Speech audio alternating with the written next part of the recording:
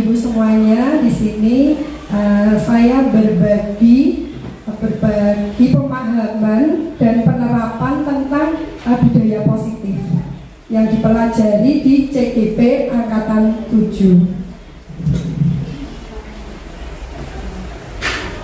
Langsung saja ibu-ibu semuanya, di materi budaya positif itu ada materi disiplin positif, nilai-nilai kebajikan universal, teori motivasi, hukuman, dan penghargaan, kemudian kebutuhan dasar manusia, 5 posisi kontrol restitusi, keyakinan kelas, dan segitiga restitusi. Disiplin positif. Apakah disiplin positif itu perlu diterapkan untuk anak usia dini, ibu-ibu? Iya. Disiplin positif, Ki Hajar Dewantara, di mana ada kemerdekaan, di situ harus ada disiplin yang kuat. Ki Hajar Dewantara menyiratkan bahwa disiplin yang kuat adalah syarat utama untuk mencapai kemerdekaan. Jadi kalau disiplinnya sudah bagus, kuat, itu kemerdekaan akan tercapai.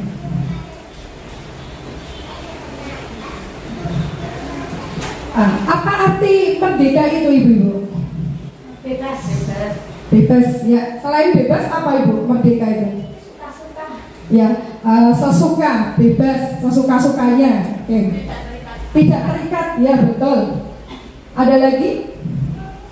Tidak terikat, bebas, sesuka-sukanya. Bahagia. Ya, bahagia. Merdeka itu artinya tidak hanya terlepas dari perintah, kita bisa bebas melakukan apa saja, tidak diperintah gitu ya. Kalau perintah itu kan terikat gitu. Akan tetapi kita juga bisa cakap memerintah atau mengurus diri kita sendiri, kemauan kita sendiri gitu. Seseorang yang memiliki disiplin diri berarti mereka bisa bertanggung jawab terhadap apa yang dilakukannya, karena mereka mendasarkan tindakan mereka pada nilai-nilai kebajikan universal. Nah, jadi kalau orang-orang yang sudah memiliki disiplin yang bagus itu dia bisa bertanggung jawab atas apa yang dia lakukan. Misalnya dia melakukan ini, oh nanti dampaknya seperti ini. Kalau melakukan seperti ini, oh nanti akan jadi seperti ini. Jadi dia sudah berpikir apa dampaknya, dia sudah bisa mempertanggungjawabkan apa yang akan ia lakukan. Nah, sebagai pendidik, kita sebagai pendidik itu menciptakan anak-anak itu untuk memiliki disiplin. Ya benar tadi ibu-ibu semuanya saya tanya, apakah perlu disiplin itu untuk anak usia dini? Iya, perlu. Dengan disiplin, anak itu bisa berperilaku. Perilakunya itu mengacu pada nilai-nilai kebajikan universal dan itu berasal dari dirinya sendiri atau dari motivasi intrinsik, bukan dari luar, tapi dari dalam dirinya sendiri, dalam dirinya anak-anak itu sendiri untuk menciptakan disiplin.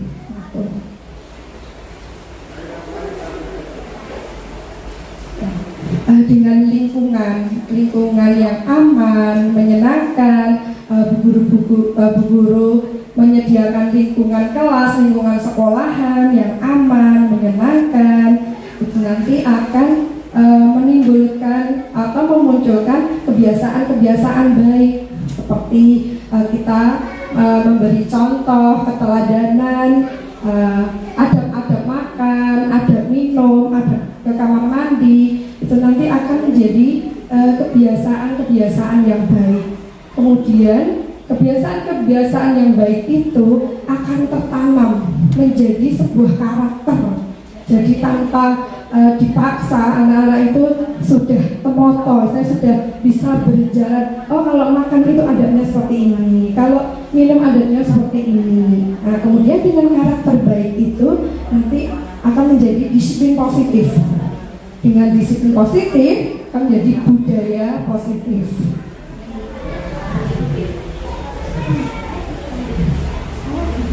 Nilai-nilai kebajikan universal. Lanjut ke materi nilai-nilai kebajikan universal. Nilai-nilai kebajikan universal adalah sifat-sifat positif manusia yang merupakan tujuan mulia yang ingin dicapai setiap individu. Nah, nilai-nilai kebajikan universal adalah nilai-nilai kebajikan yang disepakati bersama, terlepas dari suku bangsa, agama, bahasa, maupun latar belakang. Nah, di Indonesia kan beragamnya suku bangsa, agama, bahasa daerah gitu. Itu nilai-nilai kebajikan universal adalah nilai-nilai kebajikan disepakati meskipun dengan perbedaan suku agama, bahasa maupun latar belakang.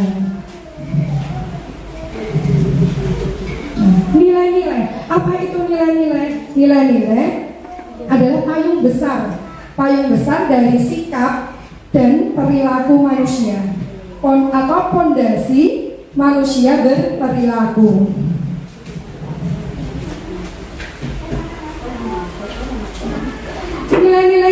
Nilai-nilai kebajikan yang diyakini dan disepakati bersama oleh institusi atau organisasi pendidikan itu ada banyak, Ibu-ibu. Namun di sini yang biasa dipakai untuk anak atau pendidikan begitu adalah profil pelajar Pancasila dan 9 pilar karakter. Ini yang biasa dipakai untuk kita sebagai pendidik. Itu nilai-nilai kebajikan yang biasa kita pakai adalah ini. Profil pelajar Pancasila. Ibu-ibu di sini pasti sudah hafal profil pelajar Pancasila. Bahkan sudah kita terapkan di sekolahan begitu. Ada apa saja jadi ibu-ibu profil pelajar Pancasila itu? Beriman, bertakwa kepada Indonesia dan beragam mulia, memadamkan diri, bernalar diri, berpendidikan global, gotong royong dan kreatif. Iya, benar sekali. Dan ada juga 9 pilar karakter. Dulu kita juga pernah memakai 9 pilar karakter. Masih ingatkah Bu 9 pilar karakter itu apa saja? Iya, Mbak sebutkan. Cinta Tuhan dan segenap ciptaannya, Ya.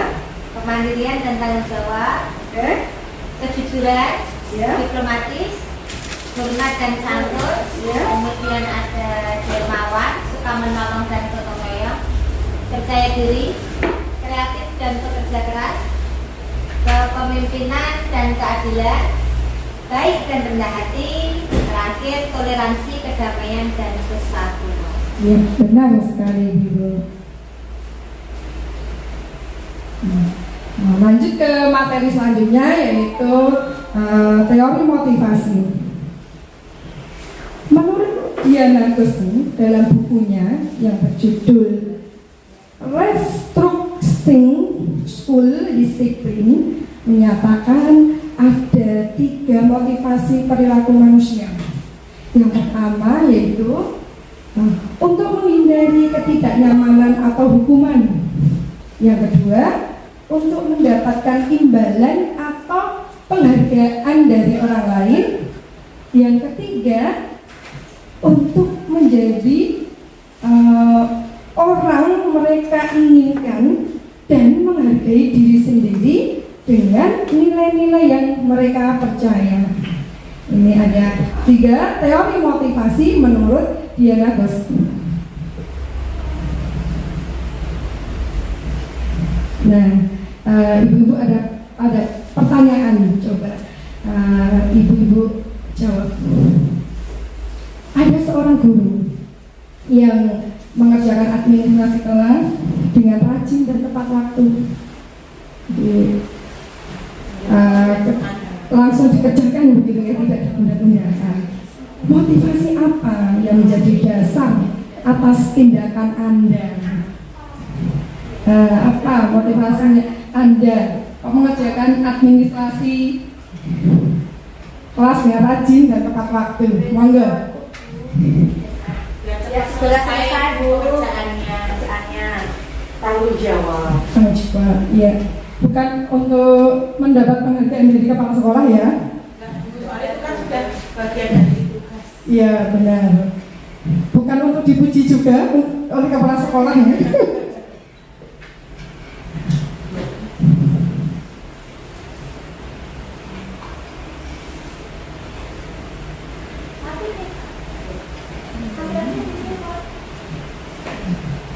Motivasi, dia ada 3 teori motivasi. Yang pertama, untuk menghindari ketidaknyamanan atau hukuman. Ini merupakan tingkatan terendah dari motivasi perilaku manusia yang ada 3 tadi. Biasanya, orang yang motivasi perilakunya ini untuk menghindari hukuman atau ketidaknyamanan akan bertanya, apa yang akan terjadi apabila saya tidak melakukannya?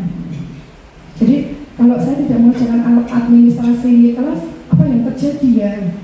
Sebenarnya mereka sedang menghindari permasalahan yang mungkin muncul dan berpengaruh pada mereka secara fisik, psikologis, maupun tidak terpenuhi kebutuhan mereka. Bila mereka tidak melakukan tindakan tersebut, maksudnya mengerjakan administrasi tersebut, gitu. Motivasi ini itu bersifat eksternal, untuk menghindari eksternal dari luar, yaitu untuk menghindari hukuman atau ketidaknyamanan. Mungkin kalau kita tidak mengerjakan administrasi dengan tepat waktu, kita akan ditegur oleh ibu kepala sekolah begitu. Jadi untuk menghindari teguran dari ibu kepala sekolah begitu. Yang kedua yaitu teori motivasi yang kedua, untuk mendapatkan imbalan atau penghargaan dari orang lain. Ini satu tingkat di atas motivasi yang pertama tadi. Di sini orang yang berperilaku untuk mendapatkan imbalan atau penghargaan dari orang lain. Orang dengan motivasi ini akan bertanya, apa yang akan saya dapatkan? Jadi apa yang akan saya dapatkan jika saya nanti mengerjakan administrasi dengan tepat waktu, gitu. Apa yang akan saya dapatkan apabila saya melakukannya? Mereka melakukan sebuah tindakan untuk mendapatkan pujian, hadiah, pengakuan, atau imbalan. Mungkin nanti yang mengerjakan administrasi yang rajin itu nanti dapat pujian dari ibu kepala sekolah. Hebat, sudah mengerjakan administrasi, gitu. Atau bahkan mendapat reward dari ibu kepala sekolah. Jadi motivasi ini bersifat eksternal, jadi dari luar begitu, untuk mendapatkan pujian atau reward.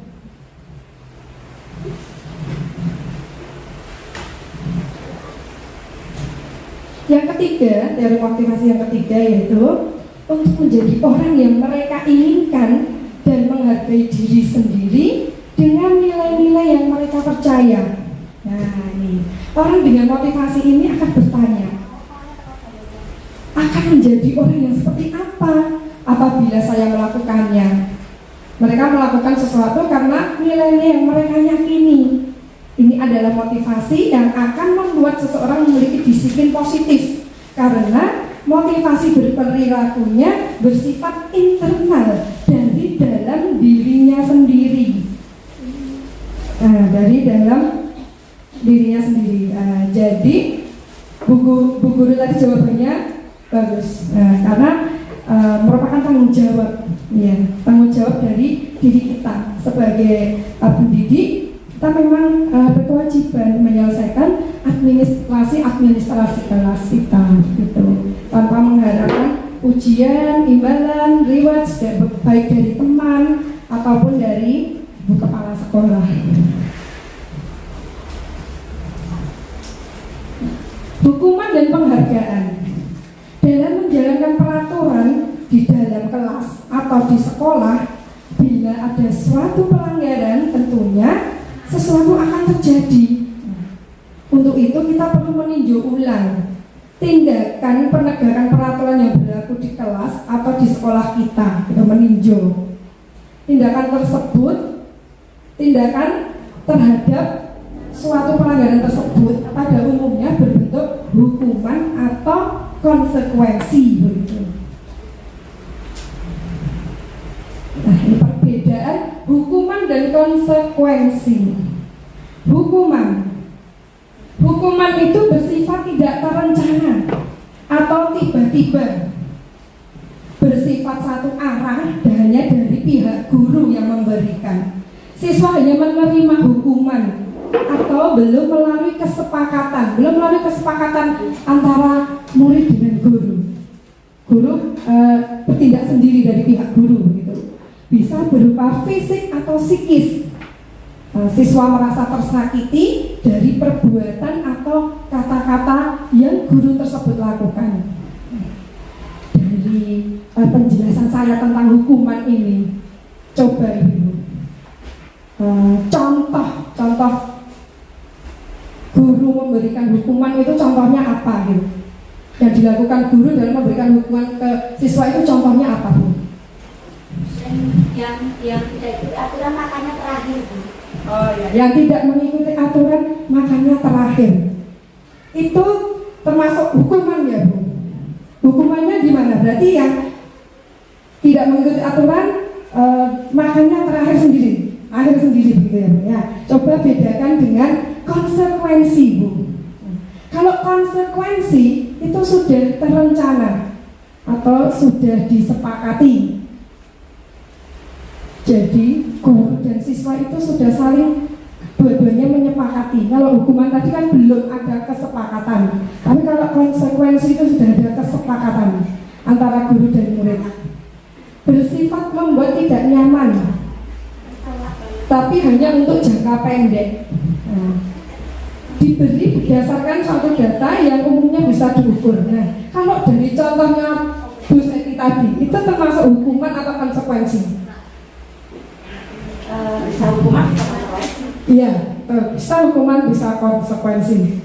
Ada lain Bu Guru yang mau memberikan contoh? Boleh hukuman atau konsekuensi? Kalau hukuman apa? Kalau konsekuensi apa? Contoh, maksudnya contoh. Kalau konsekuensi, contohnya dari kayak ini. Kalau yang kayak Seti tadi ya, misalnya yang tidak mengikuti aturan makannya terakhir. Tapi ketika ketika hukuman itu sudah ada kesepakatan, misalnya teman-teman untuk hari ini, misalkan nanti tidak mengikuti aturan Bu Guru, bahkan bagaimana ya, kemudian mencari bersama-sama mencari solusi. Misalnya dia tuh yang tidak mengikuti aturan hari ini nanti makanya terakhir saja tuh, misalnya, atau yang menyerobot tidak ikut antri pas cuci tangan makanya terakhir saja tuh, kemudian disepakati dalam kelas, itu berarti kan itu konsekuensi. Tapi ketika walaupun sama tapi itu dilakukan hanya sepihak oleh guru saja tanpa ada kesepakatan di awal, yaitu hukuman gitu. Ya, terima kasih Bu Hermin. Iya, benar sekali. Itu bedanya hukuman dengan konsekuensi. Atau kalau di jenjang atas mungkin ya, itu ada biasa dulu yang pernah kita alami, mungkin ada beberapa yang mengalami. Jika datang terlambat, guru menyuruh untuk berdiri di lapangan, begitu. Itu termasuk hukuman. Kalau konsekuensi, itu mungkin contohnya bisa kalau menghilangkan pensil temannya, ya diganti dari konsekuensi karena menghilangkan gitu. Itu contoh hukuman dan konsekuensi. Penghargaan. Menurut Alfikon mengemukakan bahwa penghargaan maupun hukuman adalah cara-cara mengontrol perilaku seseorang yang menghancurkan potensi untuk pembelajaran yang sesungguhnya. Menurut Kon, secara ideal tindakan belajar itu sendiri sudah merupakan penghargaan yang sesungguhnya. Nah, ini ada beberapa pernyataan dari hasil pengamatan KON. Yang pertama yaitu penghargaan tidak efektif, baik itu penghargaan berupa barang atau ribet stiker begitu ya Bu. Jika kita memberikan seseorang penghargaan untuk melakukan sesuatu, maka kita harus terus memberikan penghargaan itu. Jika kita ingin melihat perilaku itu terus dilakukan. Jadi jika ada anak yang datang terlambat, kemudian kita kasih stiker, besok datangnya yang pagi ya Mas ya, tapi Bu Guru kasih stiker. Nah, jadi besoknya dia akan datang pagi hanya untuk mengharapkan stiker. Besoknya lagi datang pagi hanya untuk mengharapkan stiker. Itu. Yang kedua, penghargaan merusak hubungan. Ketika seseorang diberi penghargaan atau dipuji di depan orang banyak, maka yang lain akan merasa iri, dan sebagian dari mereka akan tidak menyukai orang yang diberi penghargaan tersebut. Mungkin ada salah satu guru yang mendapat penghargaan dari kepala sekolah gitu, teman yang lainnya masih iri. Nah, yang dikasih kok hanya guru itu saja. Saya juga berprestasi, saya juga rajin mengerjakan administrasi gitu. Jadi timbul rasa iri begitu di antara teman yang lain. Jangan-jangan kepala sekolah hanya simpatik atau hanya menyukai si A tersebut begitu. Yang ketiga, penghargaan mematikan kreativitas. Membuat kreativitas itu menumbuhkan waktu yang lama, karena dalam hal memecahkan masalah dan membangun ide-ide baru. Maka jika dijanjikan penghargaan, kreativitas mereka akan berkurang. Jadi anak-anak, ya teman-teman silahkan menggambar, silahkan menggambar sebagus mungkin gitu. Nanti yang hebat Bu Guru kasih hadiah. Jadi mereka itu, kreativitasnya mereka itu muncul hanya ingin mengharapkan hadiah dari Bu Guru. Belum tentu besok disuruh lagi Bu Guru, hasil kreativitasnya itu akan bagus begitu. Karena Bu Guru tidak memberi penghargaan. Kalau tadi dikasih penghargaan, dia akan bagus. Besoknya lagi belum tentu bagus, karena Bu Guru tidak memberi penghargaan. Penghargaan sama dengan menghukum. Memberikan penghargaan dan hukuman adalah hal yang sama, karena keduanya yaitu cara mencoba untuk mengendalikan perilaku seseorang. Jadi dengan memberikan penghargaan atau hukuman itu mengendalikan perilaku seseorang. Pada dasarnya orang tidak suka dikendalikan. Benar Ibu, tidak suka dikendalikan, gitu. Dalam jangka waktu lama, penghargaan akan terlihat sebagai hukuman. Benar kita, tadi kan kita sebagai manusia yang merdeka. Kalau ini dikendalikan, jadi kita tidak merdeka. Materi selanjutnya itu kebutuhan dasar manusia. Kebutuhan dasar manusia ada kebutuhan bertahan hidup, penguasaan, kesenangan, kebebasan, kasih sayang, dan rasa diterima. Lanjut. Kebutuhan bertahan hidup. Kebutuhan yang bersifat fisiologis. Untuk bertahan hidup misalnya kesehatan, rumah dan makanan atau sandang pangan papan dari Ibu. Kasih sayang dan rasa diterima. Kebutuhan akan hubungan dan koneksi sosial. Kebutuhan untuk memberi dan menerima kasih sayang, dan kebutuhan untuk menjadi bagian dari suatu kelompok. Seperti kita saling berhubungan sesama teman, sesama guru begitu. Dan rasa kasih sayang untuk diterima. Penguasaan, kekuatan untuk mencapai sesuatu, menjadi kompeten, menjadi terampil, diakui atas prestasi dan keterampilannya, didengarkan dan memiliki harga diri. Jadi prestasinya, dia berprestasi, memiliki keterampilan yang bagus, itu dia ingin dilihat orang gitu. Ingin orang-orang itu mengetahui akan kehebatannya, akan prestasinya, akan keterampilannya. Kebebasan, kebutuhan akan kemandirian, otonomi, memiliki pilihan dan mampu mengendalikan arah hidup seseorang. Bebas, memiliki pilihan, mampu mengendalikan arah hidup.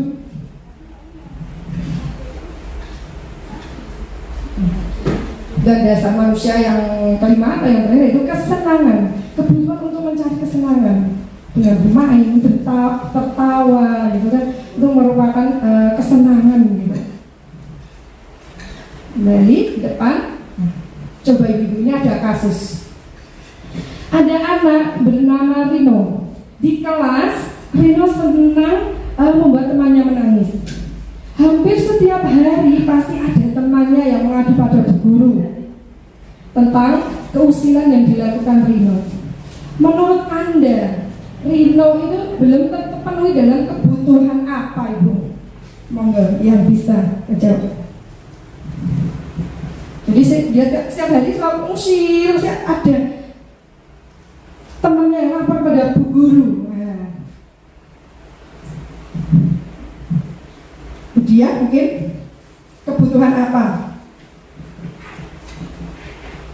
Kalau menurut saya kemungkinan dia butuh kasih sayang dan rasa diterima dengan mencari perhatian mengganggu temannya. Seperti itu, Bu.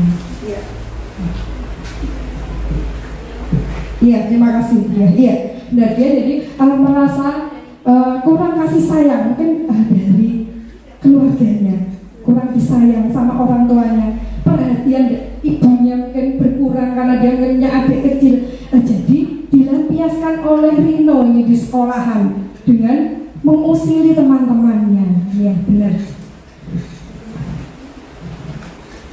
Jadi kita sebagai pendidik harus bisa ya, kalau ada kasus-kasus anak itu harus bisa mencari solusi. Kira-kira si anak ini belum terpenuhi dengan kebutuhan apa? Saya yakin semua guru sudah berkecimpung di dunia pendidikan sudah lama ya, sudah tahu begitu bagaimana cara menangani anak-anak yang kurang, kebutuhannya kurang, kebutuhan dasar manusianya itu kurang. Mungkin penguasaan, mungkin kesenangan, bertahan hidup, kebebasan, kasih sayang, dan rasa diterima.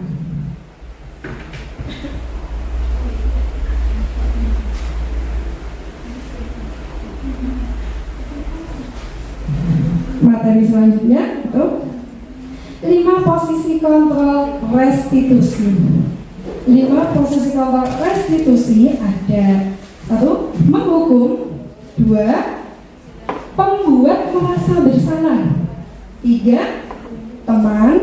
4. Pemantau. Yang 5 adalah manajer. Penghukum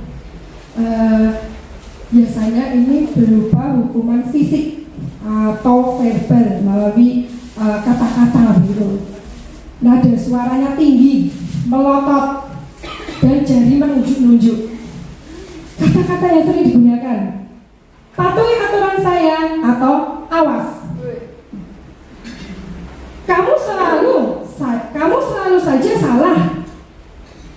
Selalu, pasti, selalu yang terakhir selesai. Itu contoh-contoh kata-kata yang digunakan oleh penghukum gitu. Semoga kita tidak ya Bu Ibu. Hasil kalau anak diperlakukan seperti ini atau murid diperlakukan seperti ini, murid itu menjadi pemberontak, agresif gitu, dan menyimpan dendam pada bu guru tersebut. Pasti kita punya ya pengalaman-pengalaman tidak baik ketika mungkin kita SD, SMP dulu yang mempunyai guru yang seperti ini ya, berposisi sebagai penghukum. Ada guru mungkin mau bercerita, sampai sekarang sampai teringat begitu. Oh, Bu Guru itu toh. Oh, Pak Guru itu toh dulu yang bentak aku, dulu yang memperlakukan aku seperti ini ya. Jadi menyimpan dendam sampai sekarang kita sudah usia sekian gitu masih ingat. Jadi yang diingat kejelekan guru atau bapak ibu guru tersebut, bukan kebaikannya. Semoga kita terhindar dari posisi seperti ini. Nah, yang kedua yaitu membuat merasa bersalah. Menggunakan suara lebih lembut. Kata-kata yang digunakan, ibu sangat kecewa sekali dengan kamu. Berapa kali Bapak harus memberitahu kamu ya? Gimana coba kalau orang tua kamu tahu kamu berbuat begini? Tuh, kata-katanya itu menggunakan suara yang lembut. Jadi anak itu merasa bersalah dengan apa yang ia lakukan, dengan apa yang dia lakukan begitu. Hasilnya murid yang dengan guru yang berposisi sebagai pembuat merasa bersalah ini nanti murid merasa tidak berharga dan menilai buruk tentang dirinya.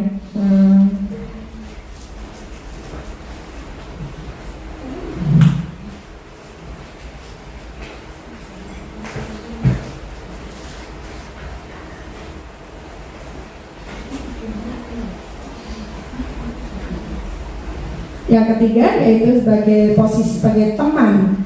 Nah, ini berupaya mengontrol murid melalui persuasi atau ajakan dan tidak menyakiti murid, menggunakan suara yang ramah. Kata-kata yang sering digunakan, ayo bantulah demi Bapak ya, ayo ingat tidak bantuan Bapak selama ini. Ya sudah, kali ini tidak apa-apa, nanti ibu bantu bereskan. Seperti itu, menggunakan suara yang ramah.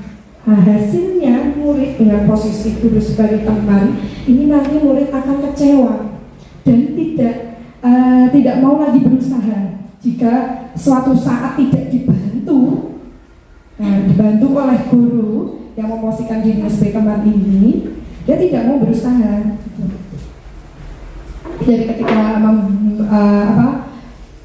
bermain begitu dia tidak mau membereskan, dia dibantu oleh bu guru, nanti ibu bantu bereskan. Nanti ketika dia bertindak seperti itu lagi, tidak dibantu bu guru untuk dibereskan, dia akan kecewa dengan bu guru tersebut. Aku nggak dibantu sama Bu Ati begitu, nggak dibantu membereskan mainanku. Jadi murid ini menjadi sangat tergantung pada gurunya, tergantung pada Bu Ati, karena Bu Ati yang selama ini membantu saya pakai sepatu dibantu Bu Ati, membereskan mainan dibantu Bu Ati, apa-apa pokoknya Bu Ati. Nah suatu ketika Bu Ati tidak membantu si anak ini merasa kecewa dengan Bu Ati. Posisi selanjutnya yang keempat adalah sebagai pemantau. Posisi pemantau berdasarkan pada peraturan dan konsekuensi, menggunakan sanksi atau konsekuensi. Kata-kata yang digunakan, peraturannya apa? Apa yang telah kamu lakukan? Sanksi atau konsekuensinya apa? Nah hasilnya ini nanti murid jadi memahami konsekuensi yang harus ia lakukan. Oh jika aku terlambat, kalau anak TK ya, aku masuk kelas dengan pelan-pelan kemudian ketuk pintu, ucapkan salam. Jadi dia sudah memahami tentang konsekuensi karena telah melanggar satu peraturan, yaitu dia datang terlambat. Murid merasa tidak nyaman dengan adanya peraturan, sebenarnya dia tidak nyaman ya dengan adanya peraturan, tapi itu sudah menjadi aturan, sudah menjadi konsekuensi.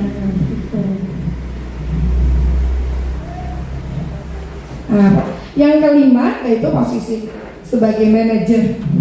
Ini posisi sebagai manajer ini menuntun murid berpikir positif, yaitu belajar dari kesalahannya dan mencari solusi atas permasalahannya sendiri. Kata-kata yang digunakan, apa yang kita yakini atau nanti ya kesepakatan kelas gitu, nanti kita bahas keyakinan kelas atau kesepakatan kelas. Apa yang kamu yakini gitu. Apa rencana kamu untuk memperbaiki hal ini? Hasil yang diperoleh murid itu nanti dengan posisi guru sebagai manajer itu murid menjadi pribadi yang mandiri, merdeka, dan bertanggung jawab atas segala perilaku dan sikapnya. Jadi dia sudah mempunyai rasa tanggung jawab atas apa yang dia lakukan gitu.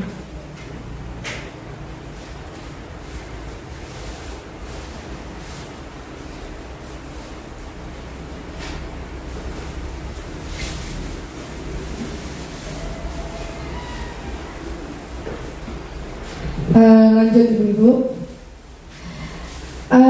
Ibu-ibu, dari 5 posisi kontrol yang tadi sudah saya sebutkan, manakah posisi kontrol yang biasa Anda gunakan?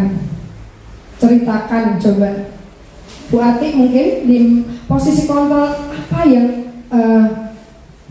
Bu Atik biasa gunakan untuk mendampingi anak-anak di kelas, atau sebagai penghukum, pembuat merasa bersalah, teman, pemantau, atau sebagai manajer? Monggo Bu Adik. Ya, tapi amis. Biasanya yang sampai saat ini masih saya lakukan itu seringnya menjadi teman. Bu, balik lagi Bu yang tadi Bu. Teman, iya. Kemudian sebagai pemantau juga. Nah, yang nomor 2 ini terkadang masih pembuat merasa bersalah. Contohnya jika anak-anak di kelas itu sedang ramai, tidak mendengarkan perkataan saya, atau ketika saya sedang bercerita, itu biasanya saya menggunakan kata-kata seperti ini. Teman-teman, kalian tahu nggak sih kalau suara kalian kencang itu telinga Bu Atik jadi muing-muing, lama-lama kepala Bu Atik jadi pusing. Itu masih sering saya lakukan. Begitu Bu.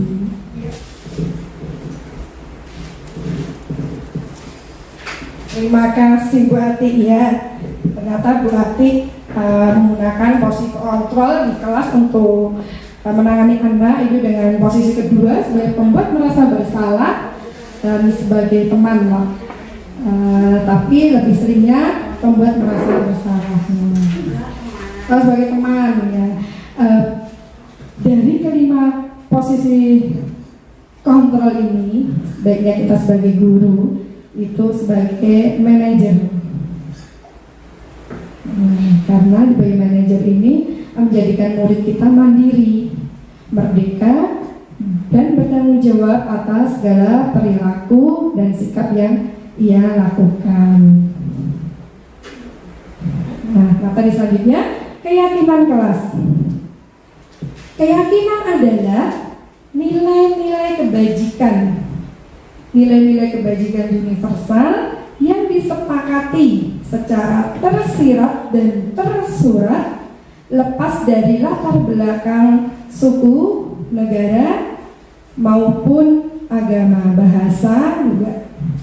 Nilai-nilai kebajikan ini menjadi landasan dalam membuat keyakinan kelas, atau yang lebih sering kita kenal dengan kesepakatan kelas. Jadi sama antara keyakinan kelas dengan kesepakatan kelas. Seseorang akan lebih tergerak dan semangat untuk menjalankan keyakinan kelas daripada hanya sekedar merangkai peraturan-peraturan tertulis tanpa makna. Murid-murid perlu mendengarkan dan memahami arti tentang peraturan-peraturan yang diberikan.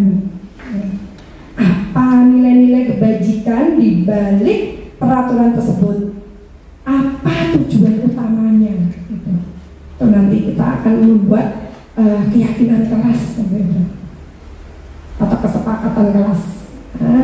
Untuk membuat kesepakatan atau keyakinan sekolah atau kelas. Nah, ini syaratnya atau urutannya begitu. Syarat-syaratnya ya, maaf, syarat-syaratnya yang pertama itu bersifat abstrak. Dua, berupa pernyataan, bukan berupa peraturan ya, pernyataan universal. Tiga, pernyataan dibuat dalam bentuk positif. Jadi bilangkan kata tidak atau jangan ya, dari berbentuk positif. Tidak terlalu banyak, mudah diingat dan dipahami. Biasanya ini kesepakatan keyakinan itu berisi 3-7 gitu. Karena ini tadi ya, tidak terlalu banyak, mudah diingat dan dipahami.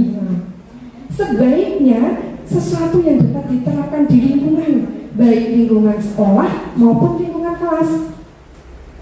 Semua warga sekolah atau kelas ikut berkontribusi dalam membuat keyakinan. Nah, jadi kalau keyakinan kesepakatan kelas itu ya murid dengan guru berkontribusi, dua-duanya tahu begitu.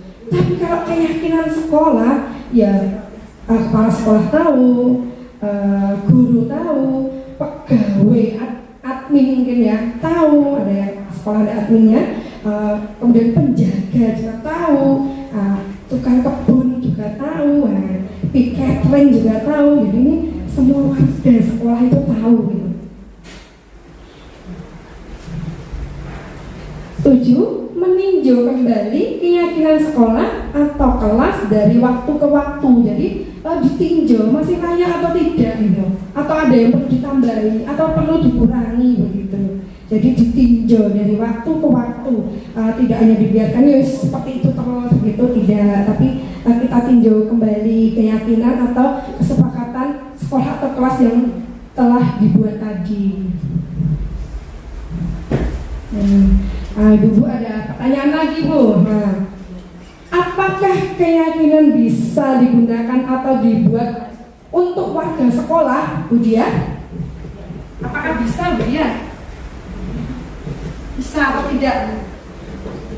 Bisa. Oh iya, oke. Iya benar, Bu Dia, bisa. Nah, sekarang pertanyaan kedua. Jadi keyakinan itu tidak hanya untuk kelas tapi juga untuk sekolah, warga sekolah. Yang mana ada kepala sekolah, ada guru, ada penjaga, ada catering, ada admin. Nah, sekarang yang kedua Ibu-ibu, manakah yang merupakan keyakinan kelas Ibu-ibu? Yang A atau yang B? Yang A itu 1, kami guru dan murid yang saling menghormati. Kami murid yang bersemangat belajar. Kami murid yang peduli dengan teman-teman. Ini yang A. Dan yang B, datang tepat waktu, mengucapkan salam, menjaga kebersihan sekolah. 3, tertib. Nah, mana ini Ibu? Yang merupakan kesepakatan atau keyakinan kelas? A atau yang B? Apa Bu Dwi? Ya, yang A. Kenapa yang A? Karena kami guru dan murid, jadi semua. Iya, guru dan murid itu terlibat semuanya. Kalau ini keyakinan kelas ya, jadi yang terlibat guru dan murid. Nah, ini contoh penerapan atau keyakinan kelas yang ada di kelas B2. Nah, B2 ini kesepakatan kelas. Jadi kita bersama-sama itu dengan murid itu mencatat di papan tulis kira-kira kesepakatan atau keyakinan kelas apa yang akan kita buat bersama gitu. Kemudian guru menulis papan tulis, semua menyaksikan, anak-anak usul ide dan gagasan gitu tentang keyakinan atau kesepakatan kelas gitu. Nah, ini hasilnya itu di kelas B2. Yuk kembalikan benda pada tempatnya. Benda apa saja? Ya, tas, tempat minum, alat-alat main yang telah mereka gunakan gitu. Nah, dikembalikan. Yuk, berarti bersama-sama ayo. Nah, kembalikan benda pada tempatnya. Kemudian kelasku bersih dan rapi. Nah, kelasku, nah, berarti kan tidak hanya guru, tetapi juga murid. Gitu. Merasa bertanggung jawab atas kebersihan dan kerapian kelas B2 gitu. Nah, selanjutnya kami terbiasa antri. Nah, kami guru dan murid terbiasa antri mengambil makanan, antri mengambil alat main, antri menaruh piring yang telah digunakan ke tempat yang telah disediakan, yang telah disiapkan. Kita antri, terbiasa antri begitu. Kami kita terbiasa antri. Selanjutnya aku bisa mandiri ya. Jadi ini mandiri ya. Makan sendiri, mengerjakan tugas sendiri. Tapi kalau memang kesulitan ya tanya guru ya. Intinya dia bisa mandiri dulu, mencoba dulu gitu, bisa ke toilet sendiri gitu. Nah, saya keyakinan kesepakatan kelas B2 dan itu mari saling memaafkan. Jadi ketika ada antara dua anak gitu berselisih gitu, nanti mereka sudah spontan merasa bersalah, kemudian saling meminta maaf dan memaafkan. Begitupun juga bu guru, mungkin tidak sengaja jalan nyenggol gitu, guru langsung otomatis maafkan ya, ibu tidak sengaja gitu. Jadi sudah spontan mengucapkan maaf dan memaafkan gitu. Itu contoh keyakinan atau kesepakatan kelas di kelas B2. Materi yang selanjutnya yaitu segitiga restitusi. Restitusi adalah proses menciptakan kondisi bagi murid untuk memperbaiki kesalahan mereka, sehingga mereka bisa kembali pada kelompok mereka dengan karakter yang lebih kuat. Nah, ini menurut dosen tahun 2014.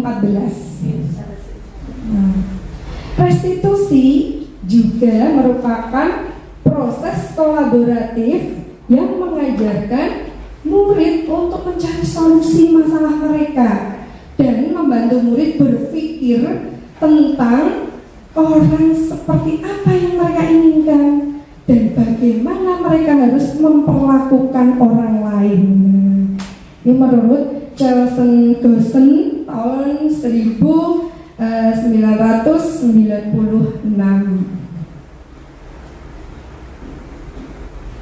Ini Bu, segitiga restitusi. Yang pertama yaitu menstabilkan identitas. Stabilkan identitas itu setiap orang itu pasti pernah melakukan kesalahan. Iya tidak Bu? Kalau setiap orang itu pasti melakukan kesalahan. Ya. Kamu bukan satu-satunya orang yang pernah melakukan ini. Jadi orang itu, setiap orang pasti pernah melakukan kesalahan dan bukan merupakan satu-satunya orang yang pernah melakukan kesalahan. Artinya banyak gitu loh, orang-orang lain juga melakukan kesalahan. Yang kedua, validasi tindakan yang salah. Itu kamu tentunya punya alasan mengapa melakukan itu. Alasannya kamu melakukan itu apa? Adakah cara yang lebih efektif untuk mendapatkan apa yang kamu butuhkan? Validasi tindakan yang salah.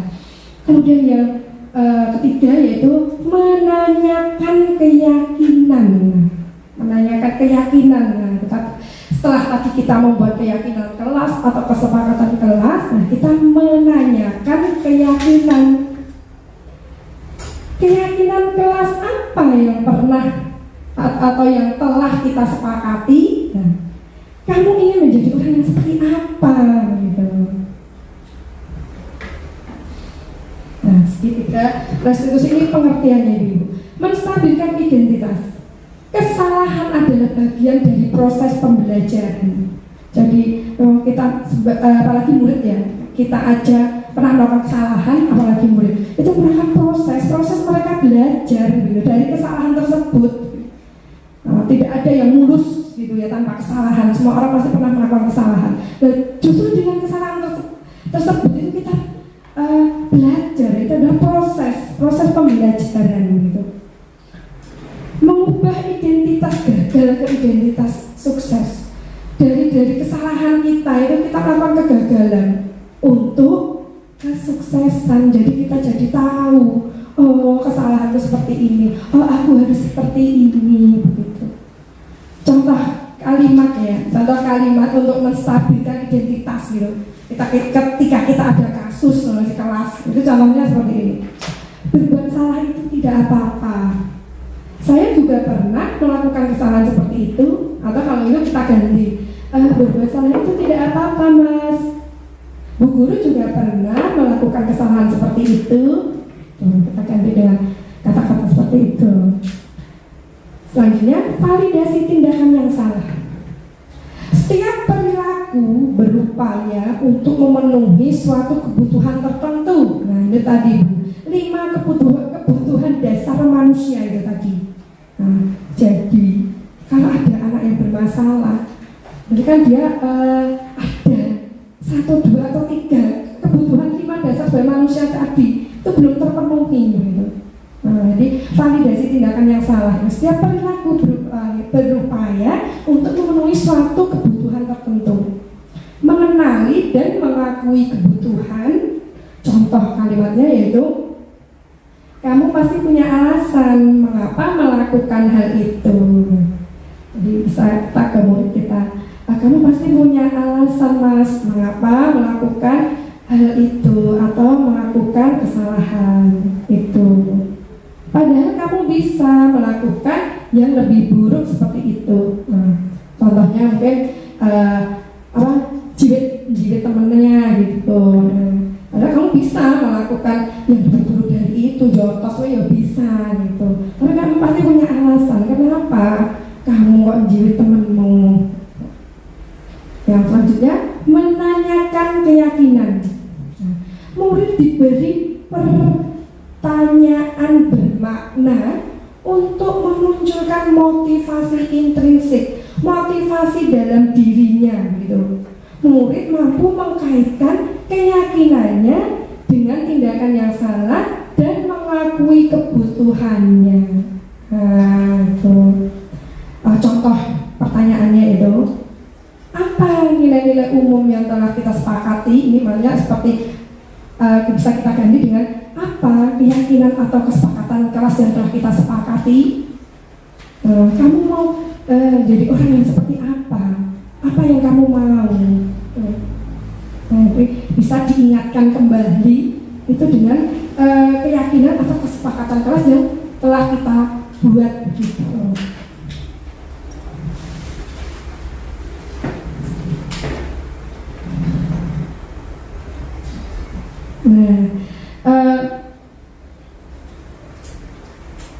Nanti kita sama-sama mencoba itu membuat keyakinan atau kesepakatan kelas itu. Mungkin ada bu guru yang bisa mengambil kasus itu diselesaikan dengan segitiga restitusi. Mungkin Bu Dia, ini ada contoh-contoh kalimat begitu, nanti bisa dikembangkan. Nah, mungkin di kelasnya Bu Dia ini A1 begitu ada contoh mungkin anak yang seperti Mas Sai sering keluar-keluar. Coba Bu Dia diselesaikan dengan segitiga restitusi. Ini ada contoh-contoh kalimatnya yang bisa dipakai Bu Dia. Coba Bu Dia.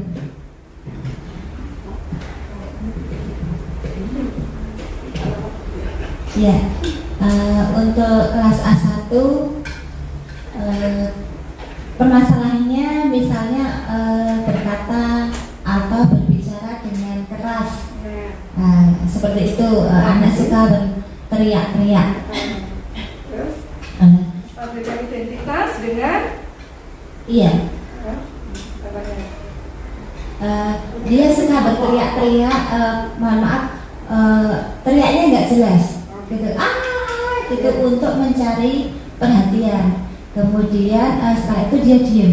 Setelah diingatkan oleh temannya sebelumnya sudah dibuat kesepakatan kelas untuk berkata yang lembut dengan A1 itu sudah membuat kesepakatan antara guru dan teman-teman yang lain untuk membuat kesepakatan berbicara yang lembut. Kemudian dia berteriak gitu. Nanti dia akan diingatkan oleh temannya, ingat kesepakatan kita gitu. Kemudian nanti bu guru hanya bilang seperti itu. Kemudian temannya yang lain itu juga mengingatkan, iya, misalnya kayak Mbak Dela, iya, kita kesepakatan pertama berbicara yang lembut seperti itu. Kemudian setelah itu kan sudah diingatkan oleh temannya, dan itu terjadi beberapa kali. Ada anak itu terjadi sering gitu. Akhirnya dari permasalahan itu guru mendekati secara personal gitu, tidak menghukum. Ya, betul. Berbuat salah seperti itu. Sebenarnya dia sudah ada kesepakatan tapi masih tetap mengulang. Akhirnya kita ajak bicara secara personal, kemudian kita tanyai, kita cari solusi bersama-sama. Kenapa kamu berbuat seperti itu? Padahal kita sudah membuat kesepakatan. Nah, seperti itu. Kemudian juga kita sampaikan juga bu guru juga pernah berteriak seperti itu.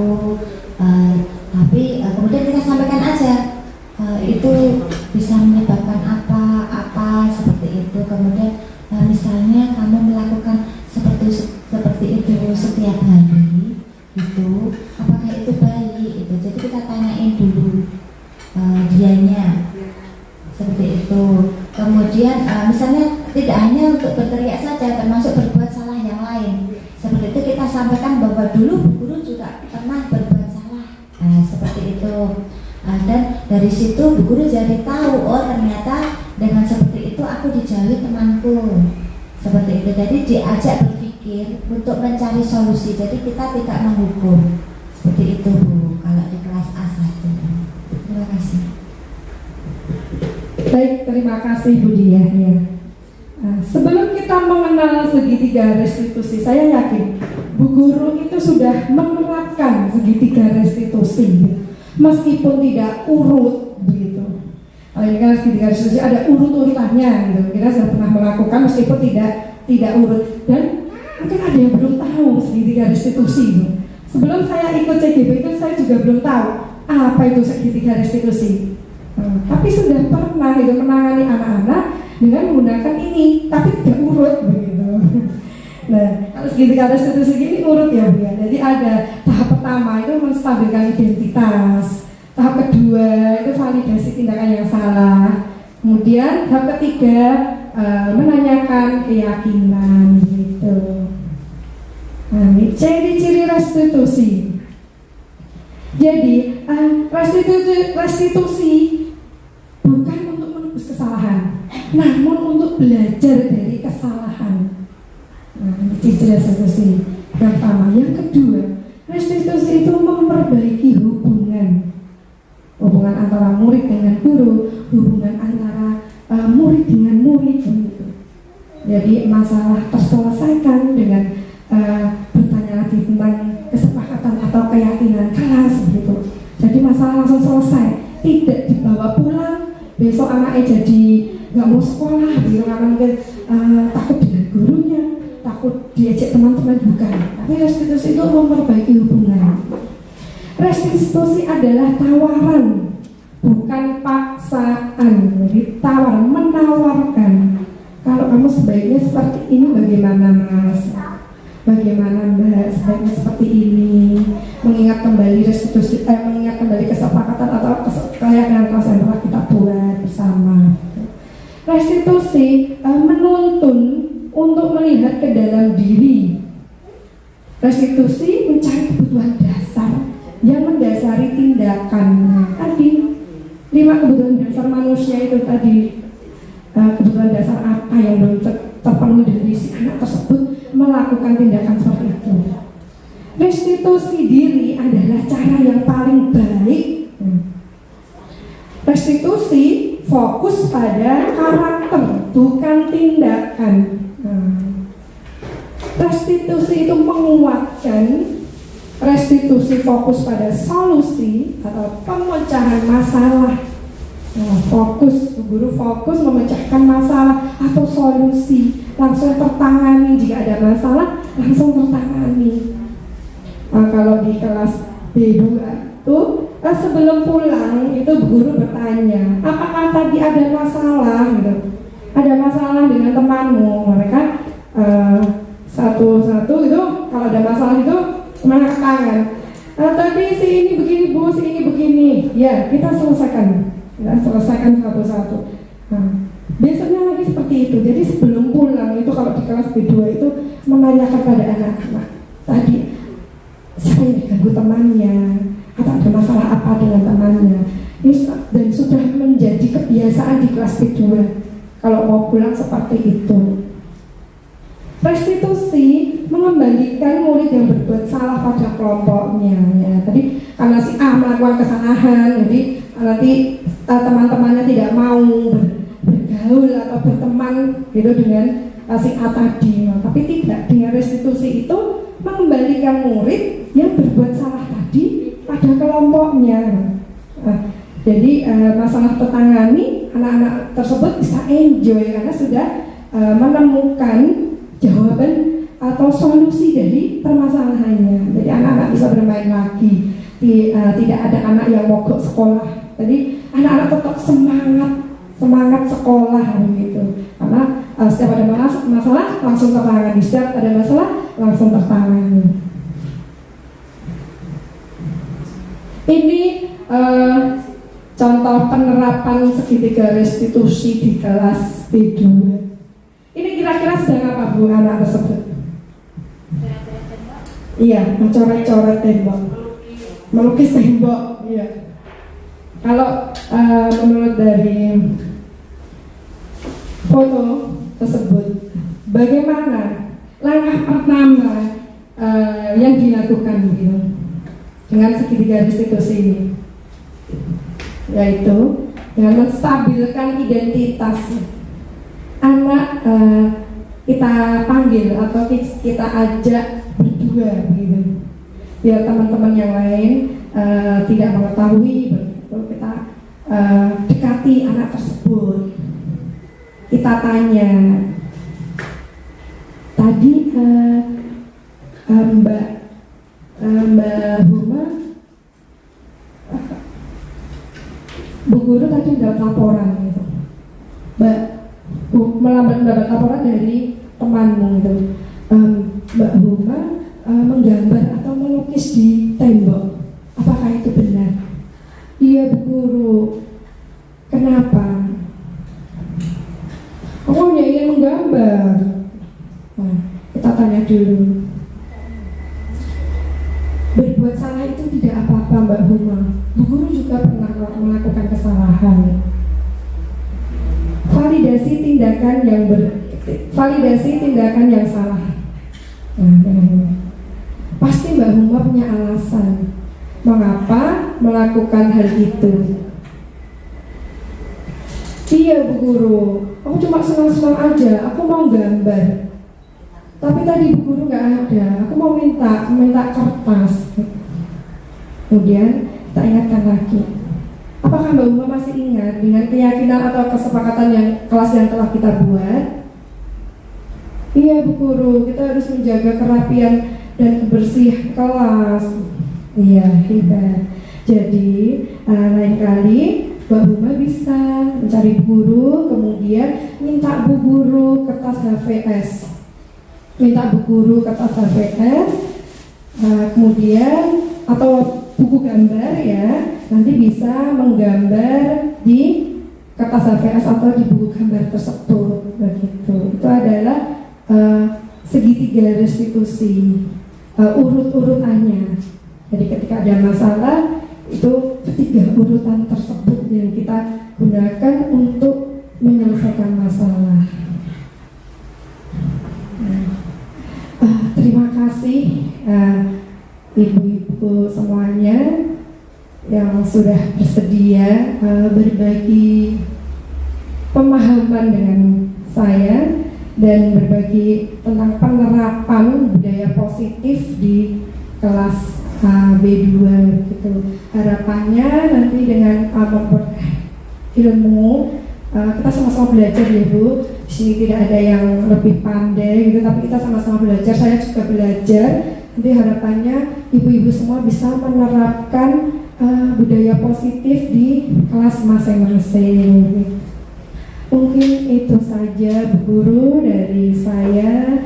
Jika ada kekurangan mohon dimaafkan. Wassalamualaikum warahmatullahi wabarakatuh. Waalaikumsalam warahmatullahi wabarakatuh.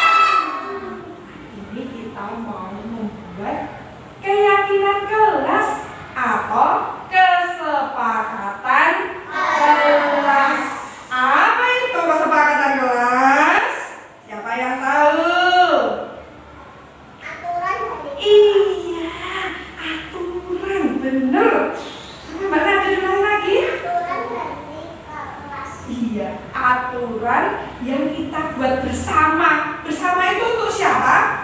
Bersama-sama. Ya bersama-sama. Berarti aturannya itu untuk bersama. Semua. Anak-anak iya enggak? Iya. Guru iya enggak? Iya. Jadi aturannya untuk anak-anak juga, guru juga. Namanya kenapa? Biar kelas kita aman, nyaman, terus kita semangat sekolah. Begitu? Iya enggak? Iya. Ya. Nanti kita mau bikin kesepakatan. Sudah siap? Sudah.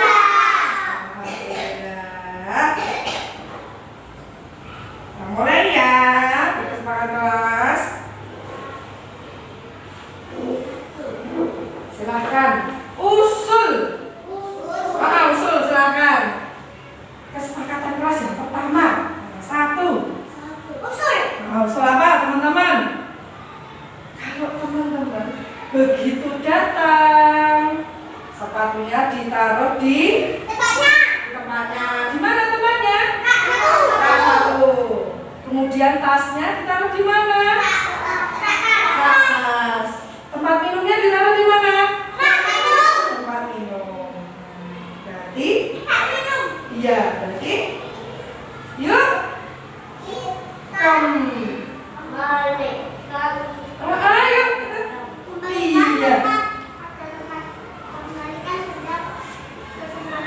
Iya. Iya. Setuju? Ya tulis ya. Yuk. Yuk, berarti ibunya ngajak semuanya, bukan hanya Winda, tapi juga teman-teman. Yuk.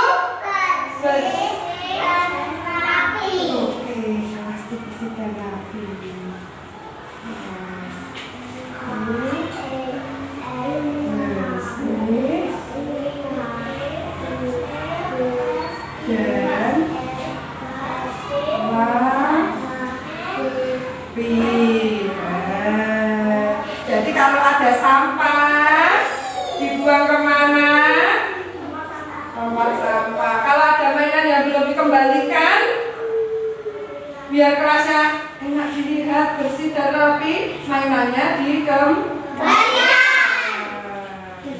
Nah, kesepakatan kelas yang ketiga. Ya, apa? Yang ketiga, teman-teman. Ya, yang ketiga siapa yang mau usul apa ya? Kesepakatan kelas yang ketiga. Kalau kalian ngambil makan, itu kalau semuanya bareng-bareng itu bagus gak? Hah? Bagus? Kalau mau pinjam buku, semuanya maju ke depan ke tempat rak buku, bagus gak? Nah, biar bagus? Iya, bebas atau antri, betul. Kami iya, betul Mas Riman. Kami terbiasa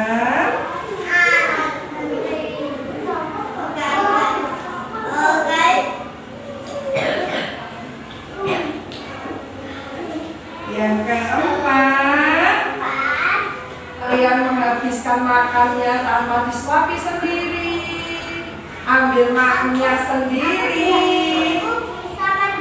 Iya, betul Mas Rifan. Setuju? Setuju? Aku bisa mandiri? Siapa yang setuju? Setuju. Aku bisa mandiri. Jadi kalau sebentar-bentar, Bu Guru, tapi sendiri, mandiri. Aku bisa mandiri. Bisa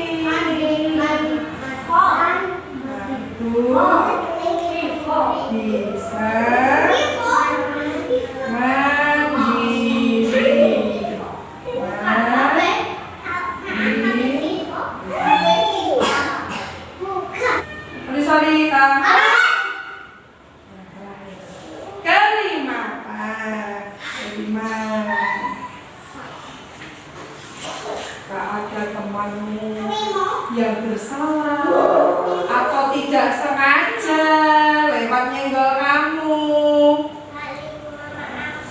Iya, bener gak Lada? Mau saling memaafkan? Baik yang bersalah ataupun tidak, sama-sama saling memaafkan. Apa Mas Arya? Apa Mas Dara?